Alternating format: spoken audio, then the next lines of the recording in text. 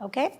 Okay, welcome everyone to our Planning and Heritage Committee meeting, July 4th, 6 PM, Tuesday. I'd like to call the meeting to order. And do we have any declarations of conflicts today? Seeing none, can I get an approval of our agenda? Okay, moved by Councillor McCabe, seconded by Councillor Beck. Those in favor? All those in favor. Great. An adoption of the minutes from our last Planning and Heritage meeting on Monday, May 1st. Moved by Councillor McCabe, seconded by His Worship, Mayor Brown. All those in favor? Okay, all those in favor. Any business arising from the minutes?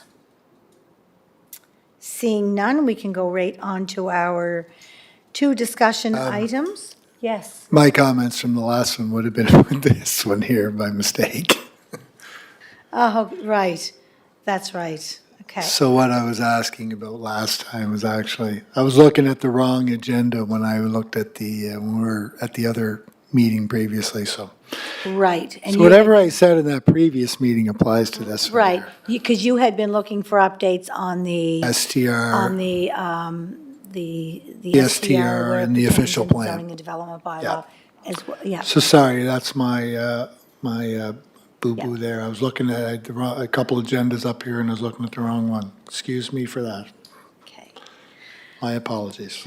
Okay, So are we going to give them an update, or is that, we can redo the We can redo update. that, I guess, The yeah. two questions that Councillor Beck asked in our board meeting was an update on the STR file and where we are at with that, as well as he was looking for an update on the discussions around the official plan. Public consultations. Yeah, and the public consultation. And just to reiterate what we had said at the time was in terms of the official plan, that will be moving forward in the fall, once we have more of a complement of staff in our, because our CAO is in the process with HR hiring a complement of folks for the planning department, planning and heritage department.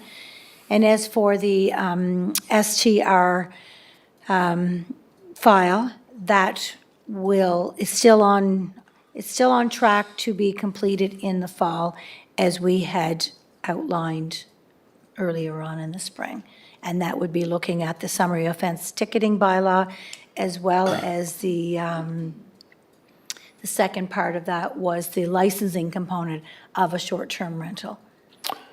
Would that also include the hiring of the bylaw officer as well, too, with the other additional people in planning? Yeah, I believe that's already with the HR department, and just in terms of a priority list, I'm sure the HR department has a priority list of who they're going out there to the public first. If CAO Mohammed has anything to add to that, not to put anyone on the spot. Managers first. Managers first. You want me to ask? No.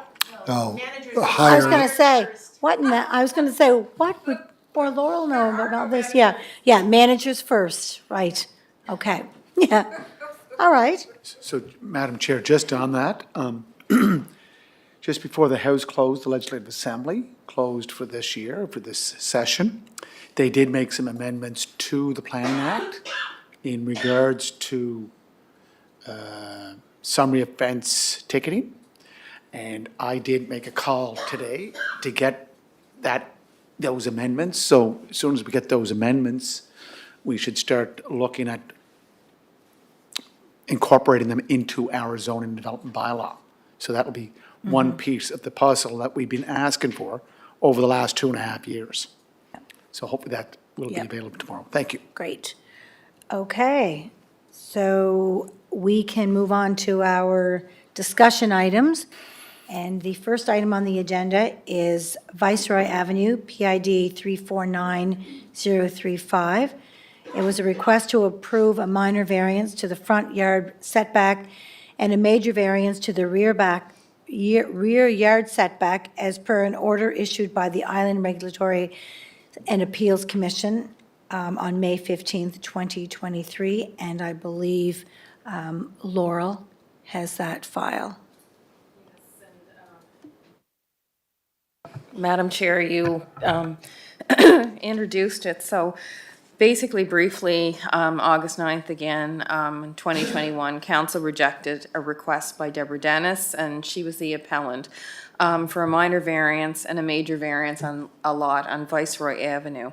The minor variance would reduce the minimum front yard setback requirement from 19.7 feet to 18 feet, while the major variance would reduce the minimum rear yard setback requirement from 24.6 feet to 15.2 feet. The variances were requested to allow the property owner to construct 2 new single detached dwellings on the property, which she proposed to subdivide into 2 separate parcels. Following council's decision to reject the property owner's request for a variance, the appellant filed a notice of appeal with the commission on the 30th of August, 2021. And following that, she did file an amended notice of appeal on November 29th, 2021.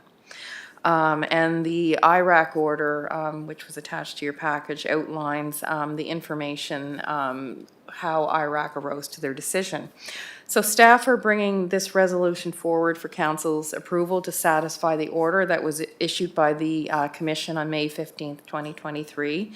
And we're recommending the council approve the variances as per the IRAC order dated May 15th, 2023, order number LA23-05, as per council's resolution. The resolution was to approve a request for 1 major variance to reduce the minimum front yard setback requirement from 19.7 feet to 18 feet, 1 major variance to reduce the minimum rear yard setback requirement from 24.6 feet to 15.2 feet in order to permit 2 single detached dwellings to the property on PID number 349035 on Viceroy Avenue, which is proposed to be subdivided into 2 separate parcels, be approved subject to the following conditions. Driveway access into the side yard east or west of each dwelling is maintained, and driveway access is no wider than 3 meters at Viceroy Avenue. A privacy hedge is planted along the full extent of the south property limit to the satisfaction of the city's forestry and environmental officer prior to occupancy permit approval. 8 existing trees are retained on the property. Are there any questions? Correct me if I'm wrong, Laurel, council went against staff's recommendation on this as well as the planning board.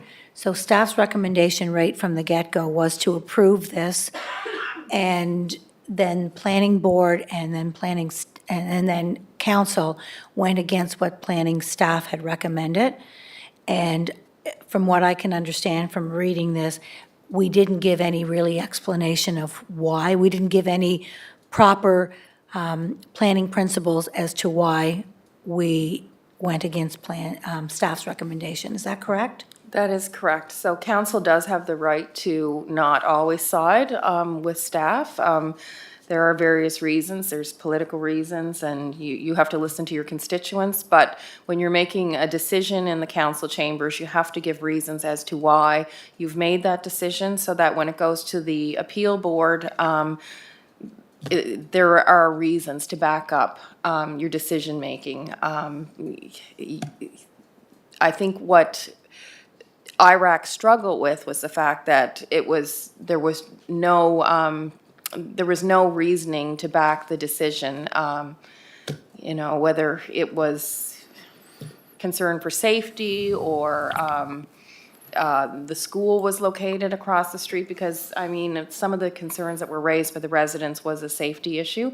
So if council would have erred on that side and brought that into their decision-making, that would have been one reason as to why they didn't support staff's decision. And it is council's, authority to make, to either accept our recommendations or not. And that, I think, is basically what failed here. Thank you, Laurel.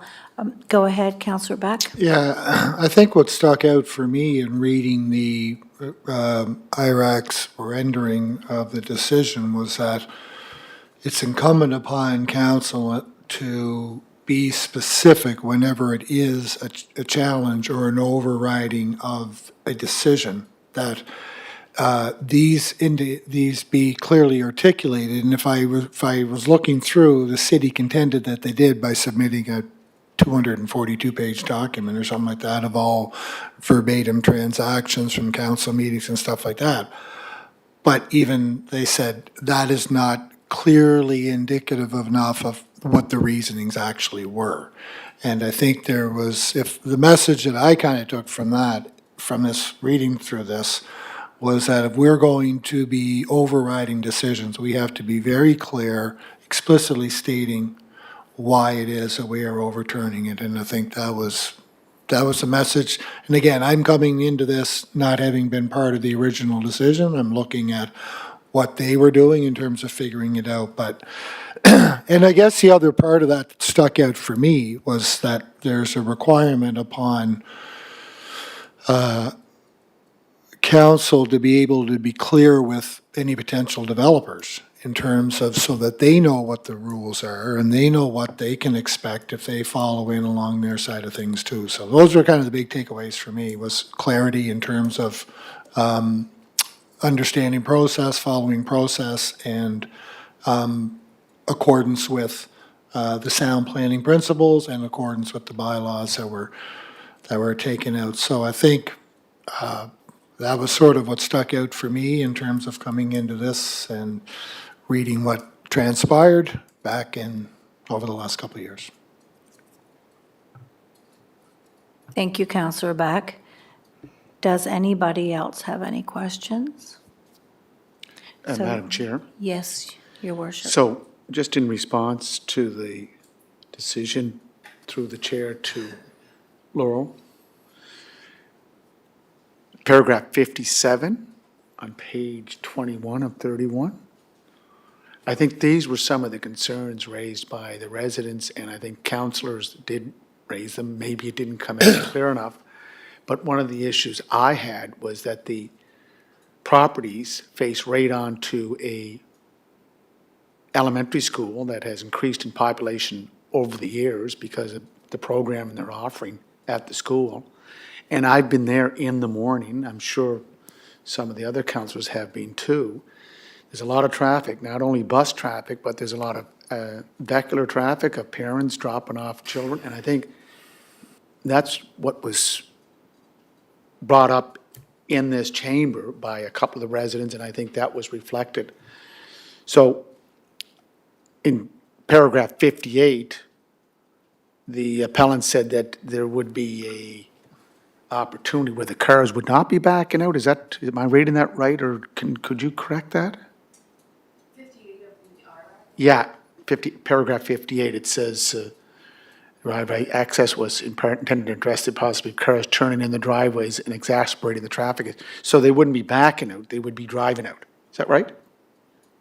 Yes, so the evidence supports that the appellant was agreeable to the condition, a second condition of approval regarding the driveway access in part intended to address the possibilities of cars turning in the driveways and exacerbating the traffic issues. So on her amended site plan, the cars would not be backing out They would be driving onto Viceroy. They would be pulling in, and I'm sorry, maybe I should have brought a That's all right. picture, but they would pull in, and it would be like an L-shaped driveway where they would be in front of the garage, and then they could back up, and there would be a T, and they could drive out. Yeah, yeah. So they weren't backing straight out onto Viceroy Avenue. So she did, whenever an issue came up from the residents or council, she did work with her architect to try and address any of those issues to mitigate any concerns that were raised by either the public or council. Yeah. And I believe that's what IRAC saw through the, the whole decision-making process and her application process.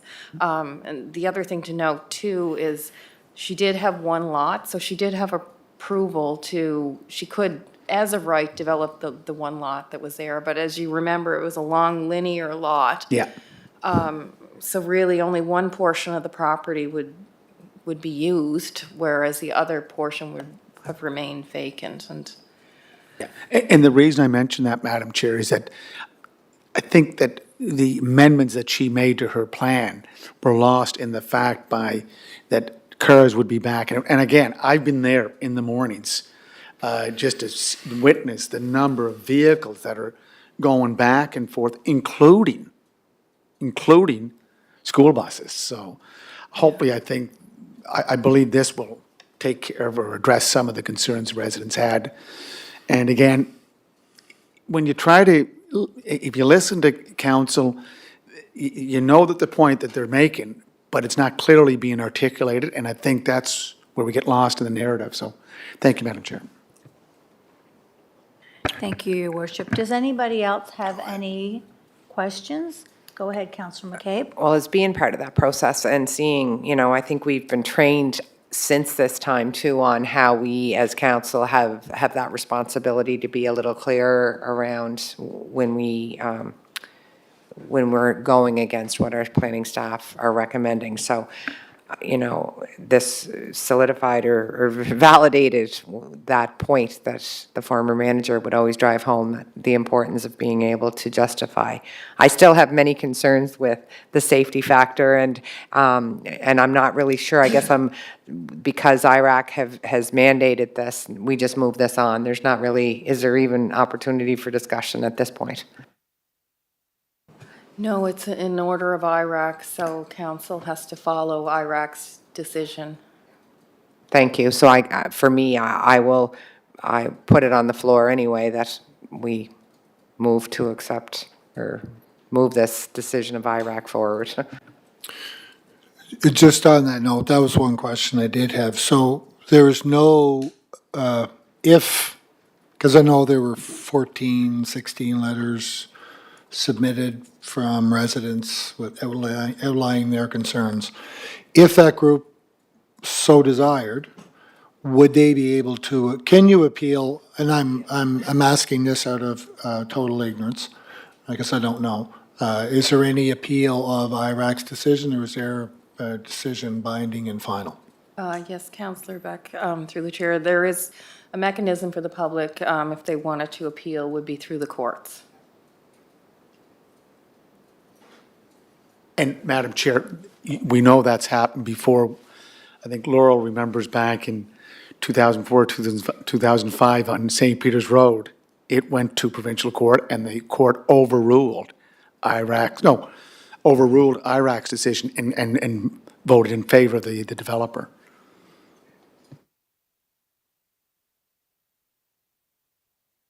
Yes, that was the MacArthur decision, was it not? Yeah. Okay.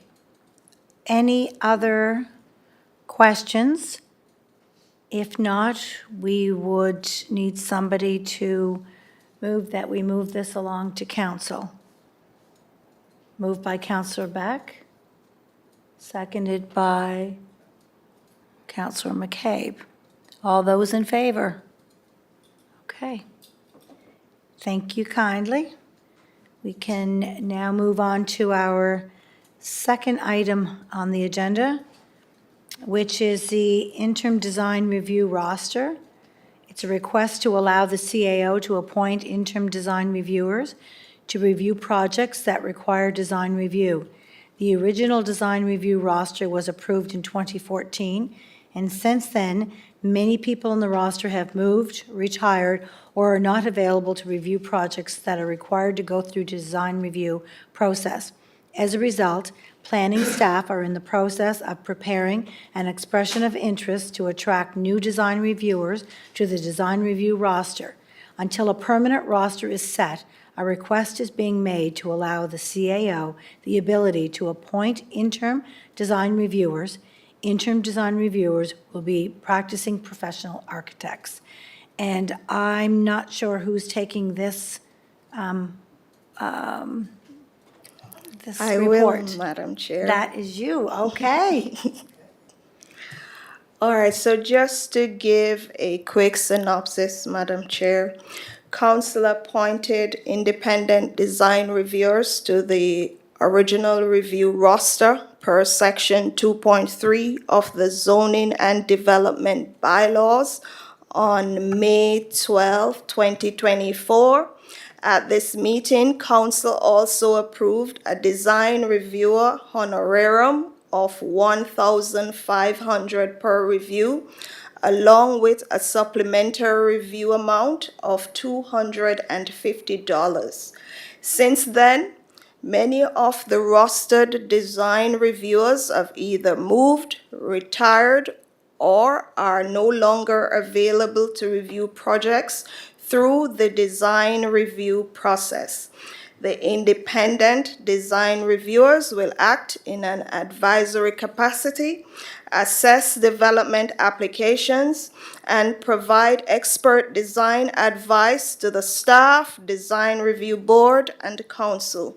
The expected advice includes architectural compatibility, urban design, site layout and circulation, building orientation, landscaping considerations, sustainability concerns, and other related design aspects of the proposals.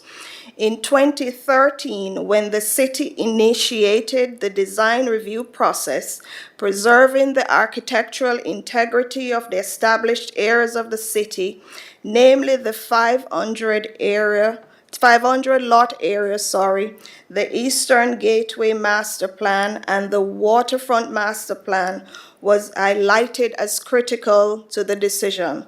This is still the case and is even more critical today. The planning and heritage staff are currently in the process of filling vacancies on the city's design review roster, but we're doing this through requests for expressions of interest. Based on previous experience, receiving expressions of interest from qualified individuals that meet the requirements of the zoning and development bylaw can become lengthy. Staff is therefore requesting that the council approves the recommendation to allow the CAO to appoint interim design reviewers after identification and engagement. Given the general costs associated with design reviews currently, staff is further requesting that the honorarium amount be increased from $1,500 per review to $2,500. And I'll take any questions you may have. Thank you. Thank you, Donna, for your report. Does anyone have any questions? Madam Chair, Yes, Your could I Worship. just ask through the chair? Donna, so the 1,500 goes to 2,500, that's since 2014. And what, the 250, could you just explain that again? So the $250 was given every time the design reviewer needed to give additional comments based on the proposal. So it was an additional amount to the 1.5. And are we raising that? Well, we thought we would roll everything together because the process was a bit tedious. In every time they needed to provide additional comments, we had to pay them $250. So we thought rolling the payment into one fee would have made it more clear-cut and transparent. Yeah, so 20, the 250's gone, it's 2,500. Yeah. And Madam Chair, through the chair to Donna, is the $2,500 paid by the city of Charlottetown or the developer? Through you, Madam Chair, it is paid by the developer. Okay, thank you. Thank you for that. Does anyone else have any questions? Okay, so the, Just one Yes. quick comment. I noticed that our last resolution was, our directors was 2014, and we're supposed to be renewing that every 2 years. I think maybe we should update our process on that and make sure that we're keeping it up to date with regards to who is on our roster. And maybe we'll start that once we get our new roster started, and then just keep that in mind for future going forward. Through you, Madam Chair. Thank you, Councillor Beck. okay, so the recommendation is for council to approve the staff's request and grant the CAO permission to appoint suitable qualified design professionals as interim independent design reviewers to review and provide comments on development projects in accordance with Section 3.14 of the Zoning and Development Bylaw. So do I have somebody that will move that recommendation? I'll move that with, I like the idea of having the updated list, just so it's clear. Thank you. Great, so that's moved by Councillor McCabe and seconded by Councillor Beck. So all those in favor to move this along to council? Unanimous. Great. Thank you kindly.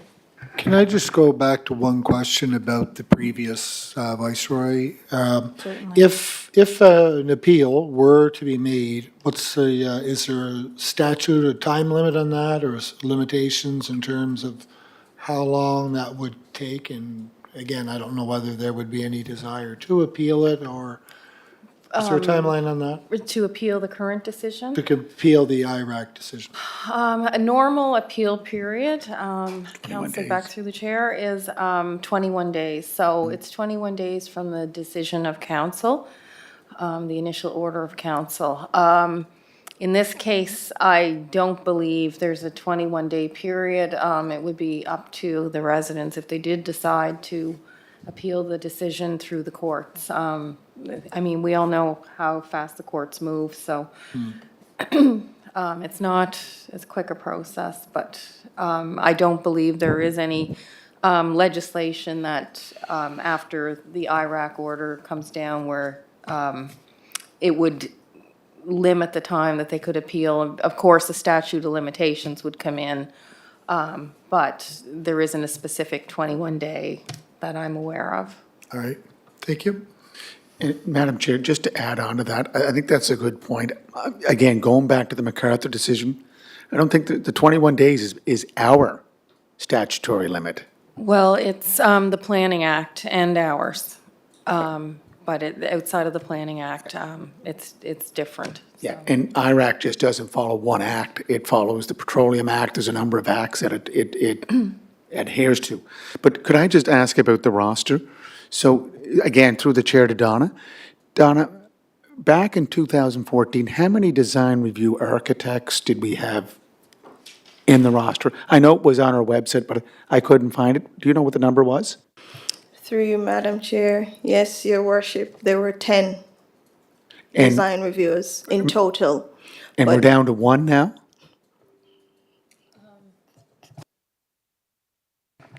We're down to about 2. Two. There's still a couple on the roster, but they're very And- particular on, MIAs, missing in action. and they aren't satisfied with the $1,500 fee Okay. either, so, and they're out of province, so Yeah, we really need to freshen the roster. yeah. And Madam Chair, is it refreshing to 10, 15, or just the 10? Donna, again, through the chair. Through you, Madam Chair, Your Worship, we're thinking of having 15 this time. So it gives us choices over time. Thank you very much. Yep, thank you. Thank you, everybody. Okay, so we'll move that along to council. So introduction of new business. Any new business? Yes, Councillor McCabe. Thank you, Deputy Mayor, Chair. I would like to put motion for next meeting. There's a couple things. One is that I've heard that we do have a construction bylaw draft somewhere, and I would like to see if we could get that maybe brought to our next committee level, have a look at it. I don't know if it ever went anywhere, but I know that a lot of our developers are finding they're so busy that our 7 o'clock start time, they don't like that. You know, residents don't want it any earlier, but I've never seen any kind of construction bylaw draft, but I think it's out there somewhere if we could have that to look at and discuss.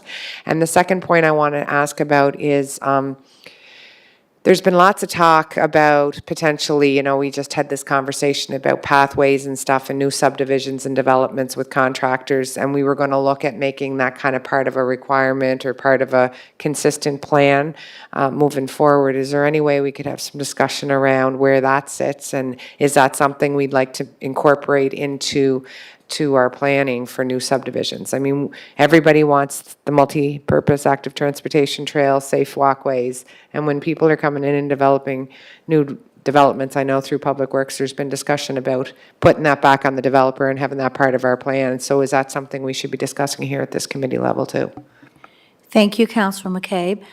In terms of your second question, would that fall under our discussions we're having now with our official plan, and then that will then trump that we make our changes to the zoning and development bylaw?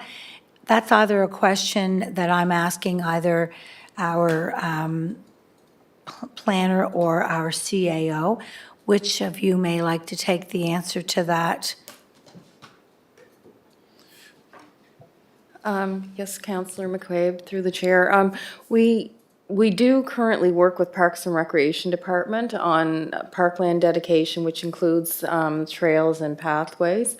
There's already requirements in the bylaw for that, but with the official plan, we would be looking at, new policies for requirements for more active transportation and such.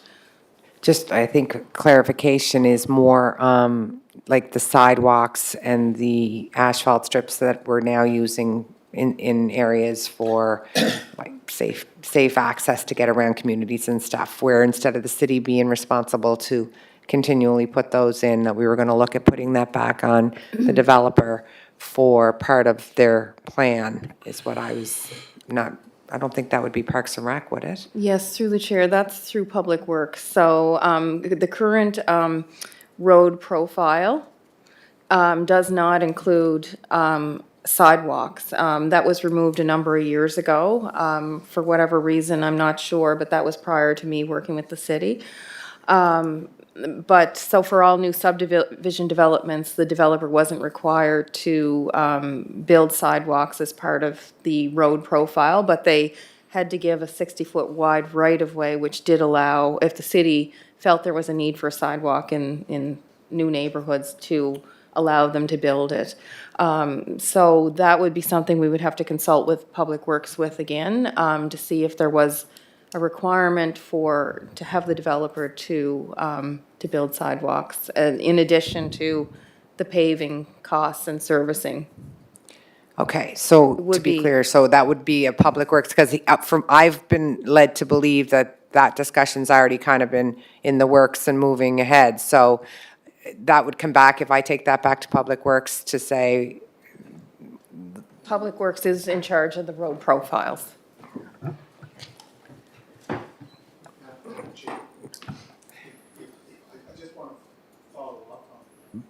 Just want to follow up on Councillor McCabe's point.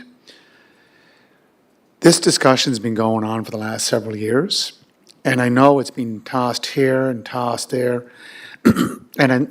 Now we're waiting for and again, Madam Chair, this is no fault of our staff. It's, no, and I don't think Councillor McCabe is saying that either.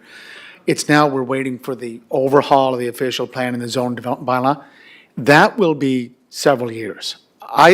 I know what the councillor's saying, that we have subdivisions that are going up, and then we provide that 60-foot or 66-foot wide right-of-way. And then, of course, the city can come in and construct active transportation pathways or sidewalks.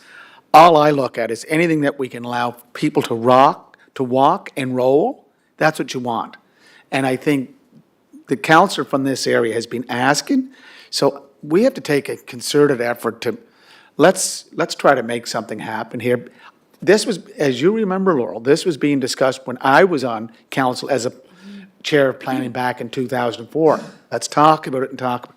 I think we're coming to a point where the chair of Public Works and a councillor for the award that's in the royalty, East Royalty, is saying, can we bring something in place now, and let's work outside the silos and bring it together, and if that has to require a committee of the whole of council, let's do that so that we can move this issue to some concrete or asphalt decision, so that her concerns and concerns from other councillors from other areas outside of the downtown will be addressed. And as for the construction bylaw, that construction bylaw has been it's in draft version, and I don't know how many years it's been there, so let's take it out of that draft version and get it into place. And Councillor McCabe, I know with the noise bylaw, anything before 7 o'clock is prohibited under the noise bylaw, which I believe falls under police. Thank you, Madam Chair. And can I just make one more point? Because I think you're correct when I say that, I know that there's a new talked about two of them today. We've talked about how fast Montgomery Heights is already blown up, so we're too late for them to be required to put in these active transportation sidewalk things. We know that there's a new one starting off Norwood Road, which is a very busy area. It's probably too late for that whole subdivision that's happening. So let's stop talking about when, and let's get it going soon. Thank you, Madam Chair. Councillor McCabe, as well as his worship. I believe Councillor Beck and then CAO Mohammed has her mic on as well. Yeah, that was kind of my point, is that I think when we're kind of caught in a bit of a time warp here, in the sense that we've got some things on hold, we've got planners on hold, we've got our official plan on hold, but we've got this intense desire to provide housing and fill housing needs within the community. And that's not a great combination for synergy. It's kind of great. It's a great combination for chaos in some ways. But I think we have to look. We were talking earlier in our previous meeting here today, where we've got the new units coming up on Martha's Court. Phase 2 and Phase 3, or will soon be up. Phase 2 is coming. Phase 3 will be coming shortly, sometime in the future. We've got a public consultation meeting coming up for the consolidation of 4 properties along Mount Edward Road. There's another potential development in here. So we have to assume that we're going to have to be able to make some accommodations, not only based on those projections, but other projections going forward as well, too. So we do have that environment and sustainability piece. I know there's been talk about, we do have our environment and sustainability procurement. When we're looking at procuring things now, look at it through an environment and sustainability lens that we talked about at recent council meetings.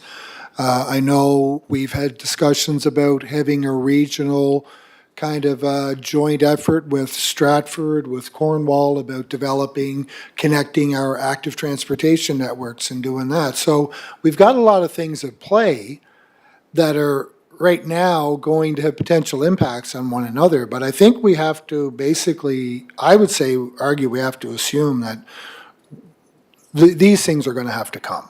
And we have to look forward and say, we're going to have to be looking at these, saying, how can we accommodate this now, with the expectation, high probability, that we're going to have to be looking at that when it comes to future growth and accommodating our density needs, which we had 4 public consultations meetings. Never heard a whole lot of opposition saying, we can't be putting density in, we can't be putting density in. It's coming.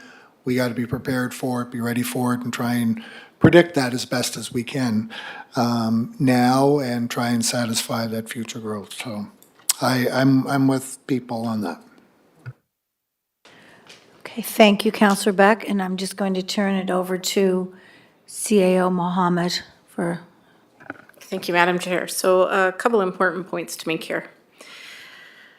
It's all going to start with the official plan, right? And in developing your complete communities, what your requirements are at a high level in terms of what the expectations are in terms of sidewalks being provided, multi-trails to be provided at a high level where.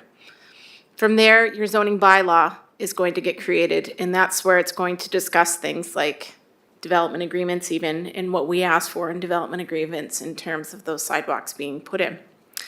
That also goes hand in hand with your transportation master plan, which should also include active transportation and potentially high-level transit.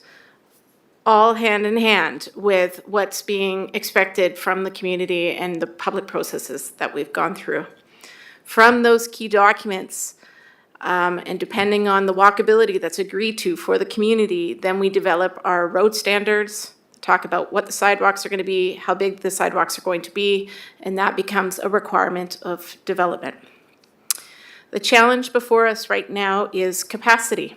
So we don't have enough people in the department, and we're actively trying to hire.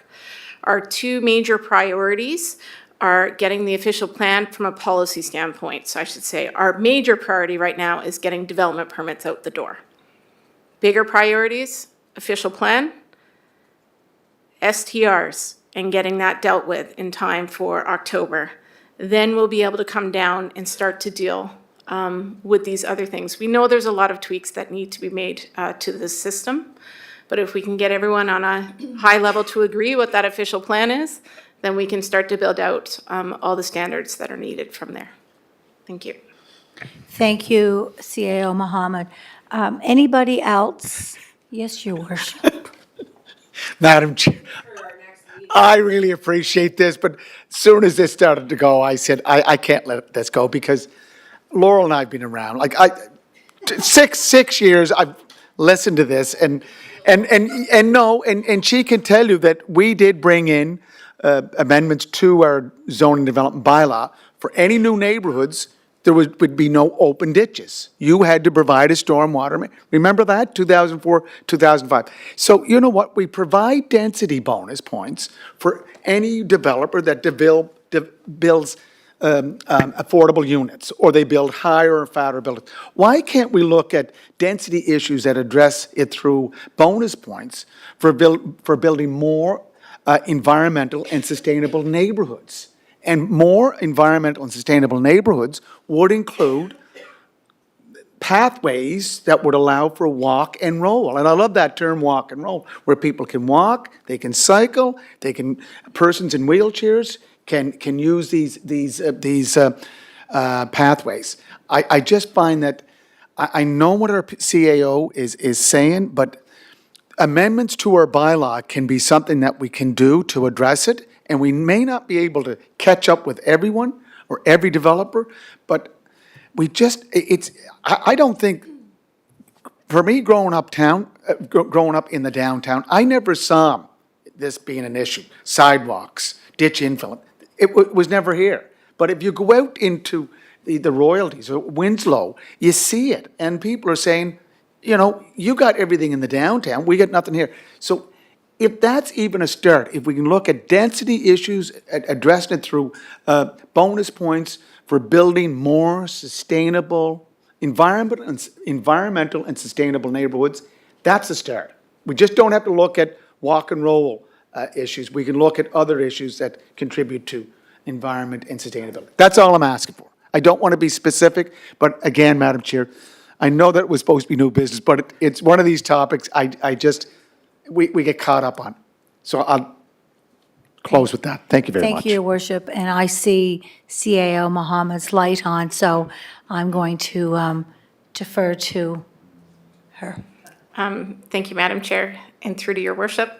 In other jurisdictions in Canada, there is no bonusing for this. This is a standard of development that you put in multi-use pathways or sidewalks.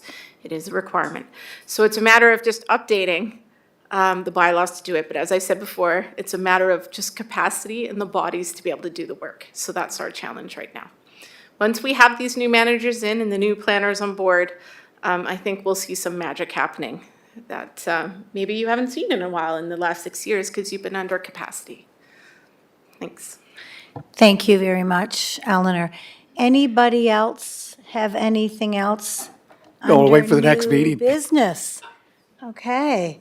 Thank you. Then our last piece of business for this evening would be a motion to adjourn the public session. Moved by His Worship and seconded by Councillor Beck. All those in favor? And we'll just, yep, thank you, and we'll just hang tight until the live stream is off.